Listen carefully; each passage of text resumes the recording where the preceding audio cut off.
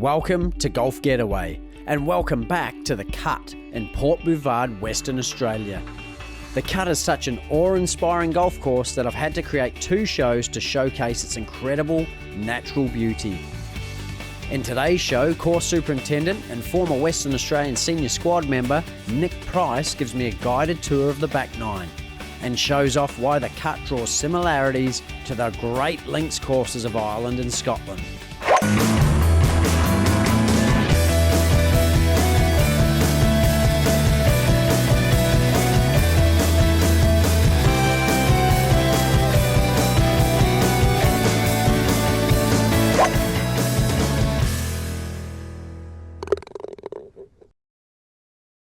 Hi there, I'm Andrew McCombe. And I'm Nick Price, Superintendent of the Cut Golf Course. The Cut was designed by Jim Wiltshire and is a 6,077 metre par 72 championship golf course located just south of Mandurah in Western Australia. The Cut is famous for its kaleidoscope of colours that wash themselves into the natural canvas of native bush, immaculately manicured fairways, deep blue skies, the turquoise colours of the ocean, and the pure white sand. Okay, Mira, we've been round the front nine. Let's go and have a look at the back. Well, I love the front. I'm certainly looking forward to the back. Let's do it. Welcome back to the Cut. Just in case you missed last week, Nick Price here, the super at the Cut. No, not that Nick Price, the famous Zimbabwean golfer. He and I we had a ding-dong battle out there on the front nine, and somehow he's off +3. Somehow we're all square going into the back nine. What's going on here, mate? I hear the nines are distinctly different though. Yeah, you'll probably find it's chalk and cheese between the 2 nines. This back nine is probably one of the more scenic 9 holes of golf you'll see anywhere, right along the coast, through a peppermint forest. Yeah, it really is a cracking 9. Okay, well, we're on the 10th. It's a 394 metre par 4, totally blind off the tee. What am I going to do here? Basically, if you can see that little white dot up in amongst the trees down there, basically that's your target line, just over the right-hand hill and straight at that sign, and hopefully that's where you go. All right, well, here's to a great back nine.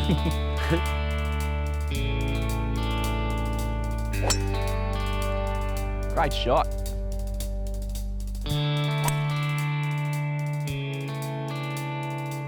What an amazing golf hole. You'd never know it was here from the tee. Blind off the tee down into this beautiful valley. It's very, very serene, and it's surrounded by these amazing trees.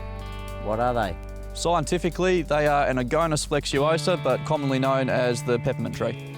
Right, and I hear they're quite famous in the region.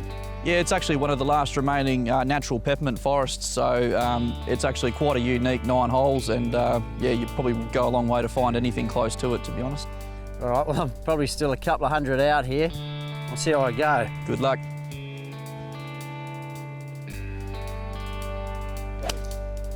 Oh, straight down the guts. Good shot.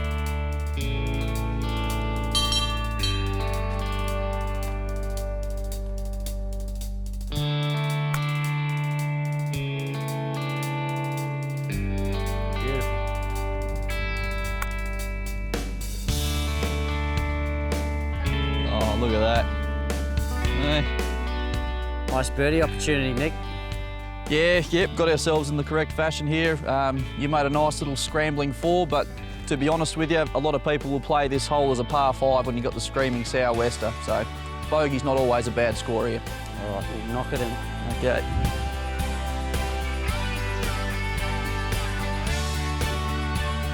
Oh, well played. Local knowledge.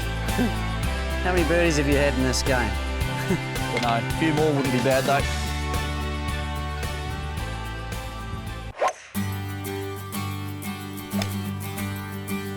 Perfect.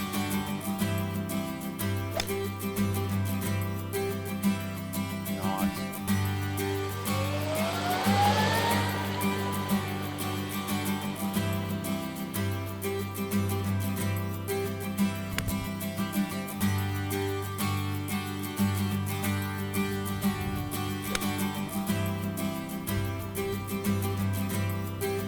It's in the hole, mate. Just hit the flag. Beautiful. Oh, solid. Great putt. Aggressive. 2 up now, is it, mate? The signature hole, the 12th, a beautiful 381 metre par 4. Again, I'm not sure where I'm going to hit. Help me out, Nick. Right, for the people that haven't played this golf course, there's two ways of playing this hole. First time you come around here, you're best off taking the iron as Andrew's got here. You don't have to hit it very far. Plonk it anywhere just down the fairway there and it'll roll all the way to the bottom of the hill perfect, leave you about 165 metres in. For those of you that have played here and know where you're going, over the right-hand dune, take driver and give it a rip and it actually opens out a little bit wider. So, You going to take a risk? Going to take the risk. Go for it.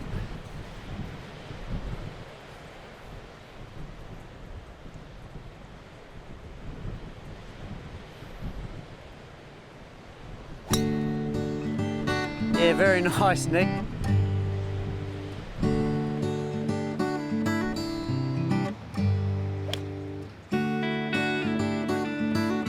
That'll be fine, mate. Perfect.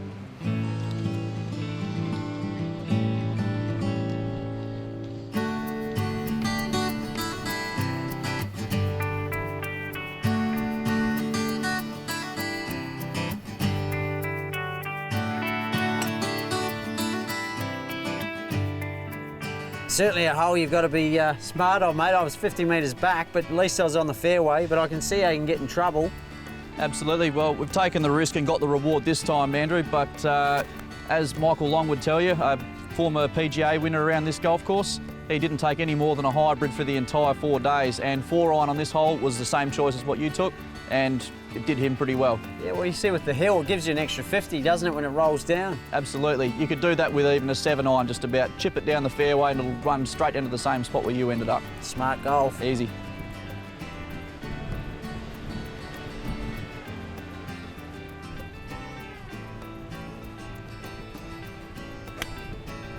Oh, great shot, Nick.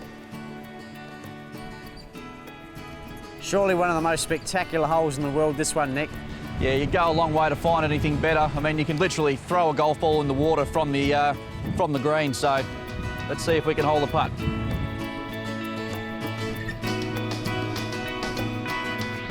Oh, beautiful. In you go, in you go. Oh, hey, too easy. Your golf's a lot like the scenery, Nick. Not always. Clubhouse Secrets on Golf Getaway, and joining me is Jodie Budworth, the General Manager of the Cut Golf Course here in WA. Jodie, for such a young course, you've got such a deep history already. Yes, we opened back in 2005 and within 2 years we're ranked #1 golf course in Western Australia. We've also held the WA PGA Championship back in 2007 and 2008 and consistently rank in the top 20 in Australia. And being such a high quality course, you obviously attract a lot of great players and possibly the odd celebrity. Yes, a few local notables are Kim Felton, Jared Mosley and Jason Scrivener, and we've had the likes of Justin Langer and Adam Gilchrist play on the course. Really? And it's a membership club? Generally, we do have a small membership base, which we're building on, but a lot of green fee players, which make a good mix. Our membership are quite social. Our men and women play in competition together. And that's quite unique, isn't it? It is, yeah. So they play as equals, and we also have a family-friendly policy with a child coordinator for the kids on Friday nights. Oh, that'd be fantastic. Possibly one of my top 5 golf courses ever, and I certainly had a great time. So thanks for coming on Golf Getaway. It's much appreciated. Fantastic, thank you. The 14th hole at the Cut is the hardest hole. It's a 390 metre par 4, and Nick's storming away with the lead. Nick, why is it the hardest hole? Couple of reasons, Andrew. One, it's actually quite a narrow golf hole, so that doesn't leave a lot of room for error, and it's quite a long hole as well. But two, on the right-hand side, you've got a bunker that kind of protects your target zone, really. So the play here is pretty much an iron off the tee or something to leave you just short of the left-hand bunker and then leave yourself another long iron into the green. I've seen you got driver there. Now, it's entirely up to you. I'd recommend against it, but if you do take the risk, you may get the reward, but there's a fine line between pleasure and pain on this one. I'm 3 down, mate. I've got to do something. Well, I'll leave that one up to you, mate, but I'm playing safe.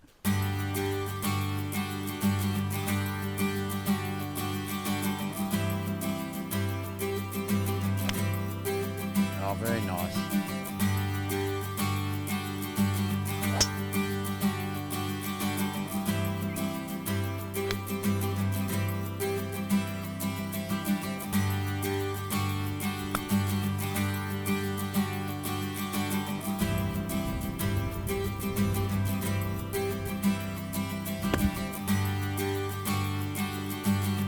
Nice shot.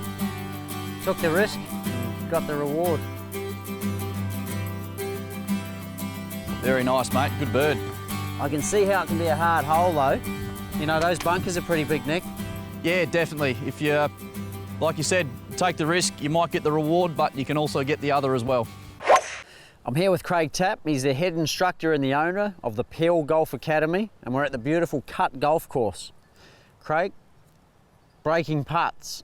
I notice a lot of learners aim directly at the hole, but tell me, there's got to be a better way. Yeah, look, it's always it's a tough decision because it always depends on your speed of the putt and how much it's going to break. So first, there's a couple of rules you need to go through. We've got to obviously identify where the slope is. So we can see here, there's quite a lot of slope from right to left.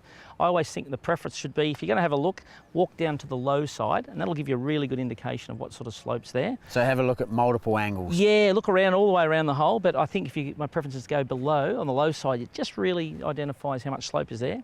Then you've got to decide, am I going to hit an aggressive putt or a defensive putt? So with this amount of break or this amount of slope, I'm thinking, I don't care if I hold this putt, but I don't want to three-putt it. So I want to try and be a little bit defensive, and I think it's always good for the viewers out there to make sure that they miss on the high side, because as the ball dies, it's going to feed closer and closer. Nothing worse if you get the ball going low side, then it works its way and you've got that ugly 8-footer coming back. Yeah. So I'm going to try and be a little defensive with this one here. So I'm going to set myself up. I've got a little patch here I can see. I want to try and start it around that. I'm visualising my putt. And so Tappy, just on that, mate, it's quite a severe right to left. So how many metres right would you be aiming, or how many cup widths, or how do you work that out? Okay, because I'm hitting a defensive putt and I also want to finish high side, I'm going to go a little bit more than I would like to, and I'm going to be speed control. I'm not going to be as aggressive. So I want this really dying. So I'm going to aim this a good 2.5 metres out to the side. Wow. And I want to see this just dying in here. So I've got my little picture there. I've visualised my putt. I'm going to try and hit it on my line now. Here we go. Okay, a little on the high side, but if we had to get it going left, this had the possibility of going sort of 5 or 6 feet down to the left. So that still gives me an opportunity to tap it in. So not too bad. Do you want to have a go? I'll have a go, yeah. So you reckon about 2 metres, yeah, 2.5? so a little bit higher.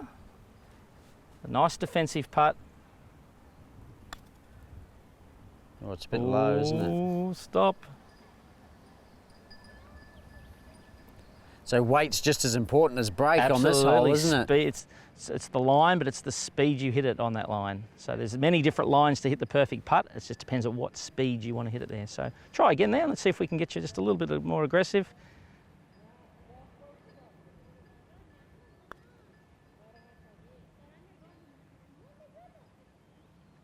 Wow. So you can see the importance of missing high side there. Yeah, to and give yourself an opportunity. it's still a good 1.5 metres by the time it misses, isn't it? But it's still coming back. Correct. So you'll see your good players here would always be erring on the high side here.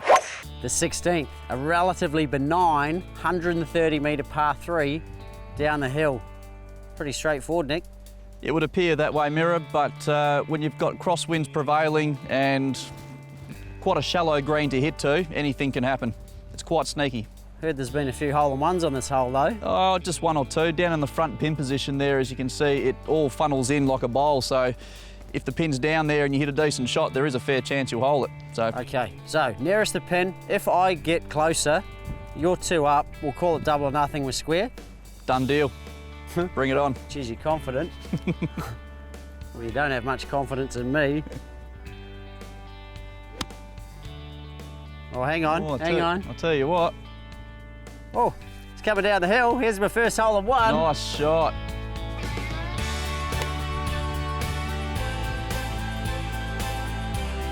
Oh, crosswinds. Got me.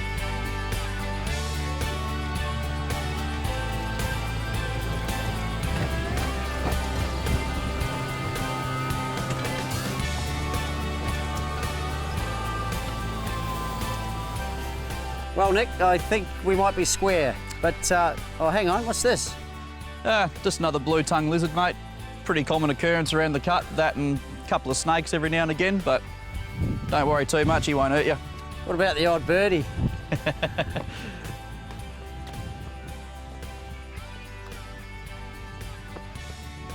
Oh, unlucky. You give me that? Give you that. All right, we're all square. Away we go, 2 holes left.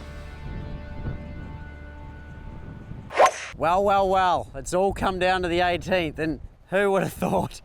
Hey, +3, 10. That's 13 shots, by the way, Nick. Hey? Thanks for pointing that out, Mira. That's wonderful. Okay, well, I need your help on this last hole. It's a blind over the hill shot. Obviously, there's a red and white pole up there, but what is that? What's that all about? What's happening here? It's a little bit of a blind tee shot, Mira. So basically, you want to be aiming over that pole that's on the corner there, and the fairway does slope down to the left a little bit, so you do want to stick to that right-hand corner, otherwise you might find trouble. Okay, wow, it's all come down to the last. I'll see you at the end. Give it a rip. Oh, he smoked it. Oh, that's monstrous.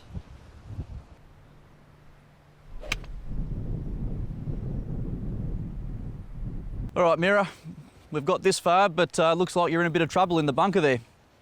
Yeah, I think the 10 handicap's starting to get to me, mate, but looks like you got a good shot, but can you see the pin? No, it's a bit of a different one, this hole. The pin being so far back and being such an elevated green, sometimes you have to find yourself a reference point to aim towards because you can't see the flag. So what I'd suggest here would to be walking backwards behind your golf ball to a higher point where you can see it, line your ball up with a reference point short of the green, and then just follow that all the way back to your ball before you hit the shot, and hopefully it'll all work out. Okay, well, may the victor have the spoils. We'll see how we go. I'm sensing it might be you now, Nick.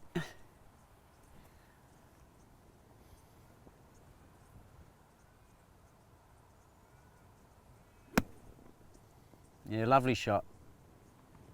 I can't believe it's all come down to this. The 18th, we're all square, and old Mira puts it in the bunker. And they're not easy bunkers, they're massive, big faces, and I've probably got a 20-metre incline. I think I'm going to need to see the local pro about getting out of these because seriously, I don't know how to. I'll do my best. Oh. Yeah, not bad. Oh my God, Nick, can you believe? Hey, do I seriously need a lesson? I've never seen anything like it. This is ridiculous. It's a tap-in. It is a tap-in. I'll actually give that to you, but you can tap it in if you like. Oh my God, I can't believe it. Very nicely done, mate. Excellent game. What a great day out at the cut. Thanks, Nick. Thanks for all your time, mate. No, anytime. Pleasure. Nick, the cut, your baby. I absolutely loved it out there today, and it was really special to have, you know, the curator or the superintendent showing me around. It certainly made a huge difference. You must love the course. Yeah, well, I suppose if you've spent 10 years of your life at a place and pretty much my whole career has revolved around this golf course, it's certainly been a piece of myself, obviously starting in construction, so yeah, absolutely. You know what I love about it the most is the colours. You know, you get some incredible yellowy fairways, yellowy green, and then you've got the beautiful blues and the greys of the brush in the lupins, and then the incredible, you know, the coast with the sky is just incredible. And the way those fairways they follow the contours, don't they? Absolutely. Well, that was a part of the whole design feature when they built the course, was pegging it out and using pretty much the existing lie of the land to, you know, pretty much shape all the fairways. So there's not a lot of dirt being moved around. So what you're playing through is, you know, pretty much sand dunes. So yeah, it is a pretty special design. First time I played here, I have to be in my top 5, and I reckon everyone, whether they're from Perth, WA or anywhere in the world, has got to come out and check out the cut. Here's to a great day. Cheers, mate. Cheers. Well, there it is. I'm Andrew McCombe. And I'm Nick Price, and thanks for watching Golf Getaway at the Cut. For more videos, special offers and information, go to golfgetaway.com.au or like us at facebook.com/golfgetawaytv. Bye for now.